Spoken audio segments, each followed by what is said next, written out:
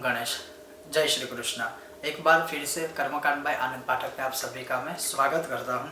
और जैसे लिखा है कि अस्याम तिथौ क्षयमुल्पतिहुतं न दत्तं तेनाक्षयेति कथिता मुनिविस्तृतिया उद्दिश्य दैवतपितॄन् क्रियते मनुष्यैः तच्चम अक्षयम भवति भारत सर्वमेव। अर्थात अक्षय तृतीया के दिन किया हुआ देव कार्य, किया हुआ पितृ कार्य अक्षय फल देता है, इसमें कोई भी संदेह नहीं रखना चाहिए।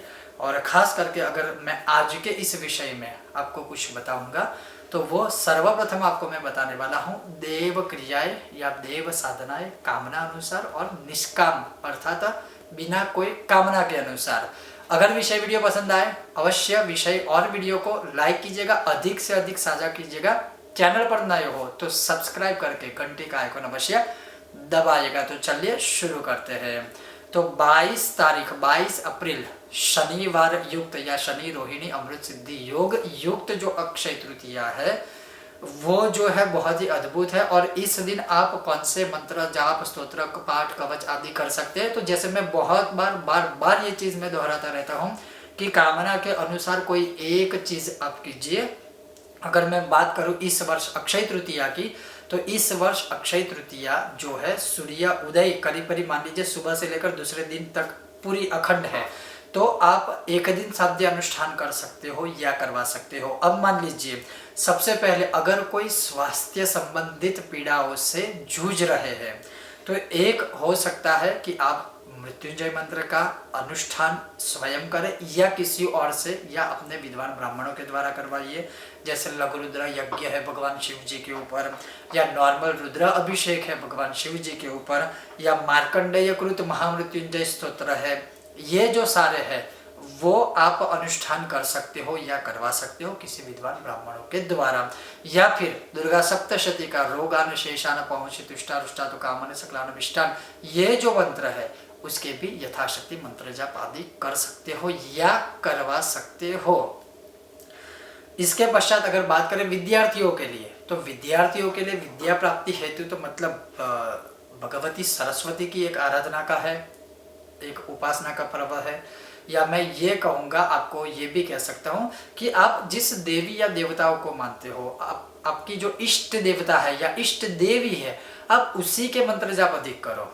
विद्यार्थी अवस्था में हो किसी एक देवी या देवता को अगर आप पकड़ लेते हैं, कहने का तात्पर्य है उनमें पूर्ण रूप से श्रद्धा रखकर उनके ही मंत्र जाप करते हो तो वो विद्या भी देंगे, धन भी देंगे, सुख शांति समृद्धि मोक्ष आदि वही देंगे।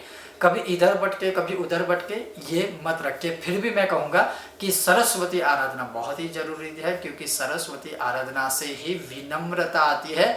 जब तक आपके पास विद्या होने के बाद विनम्रता नहीं रहेगी तो वो सब निष्फल है। तो कहने का तात्पर्य है कि विद्या प्राप्ति करनी है तो माँ सरस्वती का जो एकाक्षरी बीज मंत्र है ऐम, उसके मंत्र जाप करें, यथाशक्ति करें। या एक संकल्प लीजिए प्रॉपर कि मैं आज अक्षय तृतीया के दिन 120 माला ऐम एकाक्षरी मंत्र का जप करूंगा या करूंगी। उसके पश्चात उसका दशांश यज्ञ अगर आपको करना है या करवाना है तो कर सकते हो, नहीं भी करते हो तो उसकी दशांश माला कर लीजिए। जैसे 120 माला आपने की है तो दशांश माला हो जाएगी, 12 माला अधिक कर दीजिए। ये पूर्ण रूप से अनुष्ठान कर सकते हैं विद्यार्थी।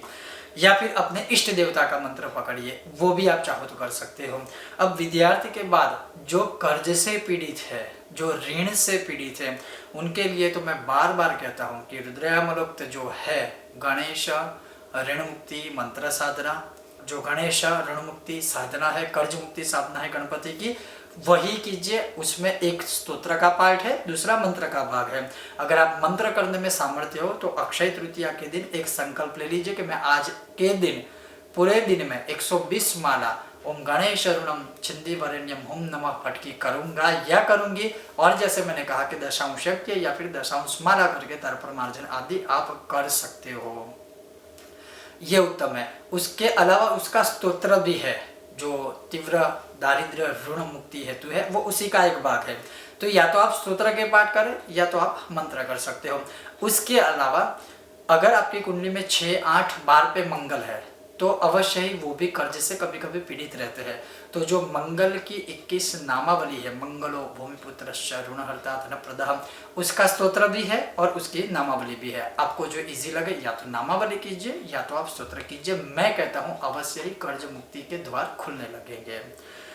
उसके पश्चात मान लीजिए आप शत्रुओं से पीड़ित हो तो शत्रु निवारण हेतु तो बहुत सारे ही मंत्र है। दुर्गा सप्तशती का एक मंत्र है, सर्वा बाधा प्रशमनम त्रैलोक्यशाखिलेश्वरी एवं त्वया कार्यम अस्मद वैरी विनाशनम, मेरे शत्रु का विनाश करो। तो अगर सही में आपका शत्रु कोई है जो आपको बुरी तरीके से पीड़ित कर रहा है, तो आप दुर्गा सप्तशती का संपुटिक पाठ करें या तो करवा सकते हो इस सर्वा बाधा मंत्र से।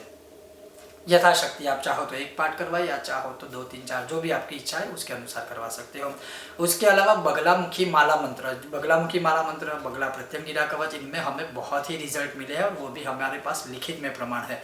तो बगलामुखी माला मंत्र का विशेष रूप से विधान 108 पाठ का है। कलयुग में आप 4 गुना कर दीजिए, या तो आप स्वयं करिए जितने भी हो सकते हैं, या तो आप किसी विद्वान ब्राह्मणों द्वारा भी करवा सकते हैं।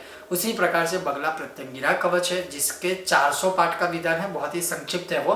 तो एक ही दिन में 1600 पाठ या तो स्वयं करें या तो ब्राह्मणों द्वारा करवा सकते हो। अब कोई ये भी कहेगा कि एक दिन में कैसे 1600 पाठ होगा, तो संभव है क्योंकि वो बहुत ही छोटा है। तो या तो स्वयं करें या तो ब्राह्मणों द्वारा करवाइए, या तो फिर आप 400 पाठ कीजिए, तो भी कुछ ना करने से कुछ करने का भी फल अवश्य प्राप्त होता है। तो यह है शत्रु निवारण हेतु। उसी प्रकार से भगवान हनुमान जी का 1 मुखी कवच है, 5 मुखी कवच है, 11 मुखी कवच है या हनुमान कवच है। हनुमान जी के कोई कवच का भी पाठ करोगे तब भी आपको उसका पूर्ण फल प्राप्त होगा, सभी प्रकार की पीड़ाओं से मुक्ति मिलेगी। अगर आप नवग्रह दोष से पीड़ित हो तो अवश्य ही यह एक उत्तम दिवस है नवग्रह कवच के 100 पाठ करने का, और ये भी हमारे द्वारा अनुभवित प्रयोग है और बहुत लोगों ने स्वयं भी अनुभव किया है। छोटा सा कवच है नवग्रह कवच जिसका 100 पाठ का विधान है। मैं कहूँगा 100 तो कम से कम करिए, अधिक भी आप चाहो तो कर सकते हो, क्योंकि अक्षय तृतीया में अक्षय फल वो देगा। और नवग्रह से पीड़ित कोई भी समस्याएं है या नवग्रह से पीड़ित कोई ऐसी अरिष्ट महादशा चल रही है जिसके कारण आप संकटों से जूझ रहे हो, अवश्य वह दूर समस्या हो जाएगी। तो नवग्रह कवच के पाठ कर सकते हो। उसी प्रकार से सबसे बेस्ट, अगर किसी की शनि की 7.5 चल रही है, किसी की शनि की महादशा चल रही है, तो सर्वोत्तम सर्वश्रेष्ठ सबसे बेस्ट है। तो उसका रीजन क्या है, क्योंकि इस दिन शनि रोहिणी अमृत सिद्धि योग है। तो शनि चालीसा के पाठ कर सकते हो, शनि देव के किसी भी मंत्र का जाप कर सकते हो, या शनि हेतु शनि की कृपा प्राप्ति हेतु किसी विद्वान ब्राह्मणों से वेदोक्त या पुराणोक्त श्लोक या मंत्र का अनुष्ठान आप करवा सकते हो, दशांश यज्ञ तर्पण मार्जन आदि के साथ। इस प्रकार से ये है। हनुमान जी के भक्त हो, पूर्ण कृपा प्राप्त करनी है, भूत पिशाच आदि ऐसी कोई अरिष्ट शक्तियों से अगर आप जूझ रहे हो, किसी भी प्रकार की बाधा बंधन आदि है, तो हनुमान चालीसा के 100 पाठ कर सकते हो। उसी प्रकार से बजरंग बाण के पाठ कर सकते हो। उसी प्रकार से एक ही दिन में दुर्गा सप्तशती के 9 पाठ कर सकते हो। उसी प्रकार से भगवान शिव जी के भी किसी स्तोत्र मंत्र का पाठ कर सकते हो। या फिर मैं अगर ये कहूँ कि आदित्य हृदय स्तोत्र के भी पाठ सर्वोत्तम है तो वो कर सकते हो। या फिर किसी भी देवी या देवता, या मैं सर्वोत्तम अगर कहूँ तो आपके जो इष्ट देवता है उनके मूल मंत्र या किसी स्तोत्र का पाठ कीजिए, लेकिन पूरे दिन कीजिए या जितना समय आपको मिलता है उतना कीजिए। बहुत सारी चीज़ों को इकट्ठा मत कीजिए, ये भी कर लूँ वो भी कर लूँ, ये मत कीजिए। किसी एक को पकड़िए या गुरु के द्वारा जो दिया गया मंत्र है उसको पकड़ के चलिए, अवश्य ही आपके कार्य सिद्ध होंगे ही होंगे। तो ये सारे मैंने स्तोत्र बताए। तो मंत्र के विषय में भी जैसे गणेश मंत्र है, श्रीम एकाक्षरी बीज मंत्र आदि है, लक्ष्मी जी का मूल मंत्र है, शिव जी का मूल मंत्र है, भगवान सूर्य की उपासना आदि है। जैसे आपके इष्ट देवता उनका मूल मंत्र, बस वही पकड़ के चलिए। और विशेष रूप से जैसे मैंने कहा कि जैसी आपकी कामना है उस कामना के अनुसार अगर आप अक्षय तृतीया में उपासना आदि करोगे, अवश्य ही ऐसा फल मिलेगा जिसका कभी क्षय नहीं होगा। तो ये था एक विशेष वीडियो। और विषय, आपको यह विषय वीडियो कैसा लगा मुझे बताइएगा। और भी वीडियो आएंगे, देखते रहिए। वीडियो पसंद आए तो लाइक करते रहिए, सबके साथ साझा करते रहिए, और चैनल पर नए हो तो सब्सक्राइब भी अवश्य करिएगा। बहुत जल्द मिलते हैं नए विषय और वीडियो के साथ। ओम गणेश, हर हर महादेव।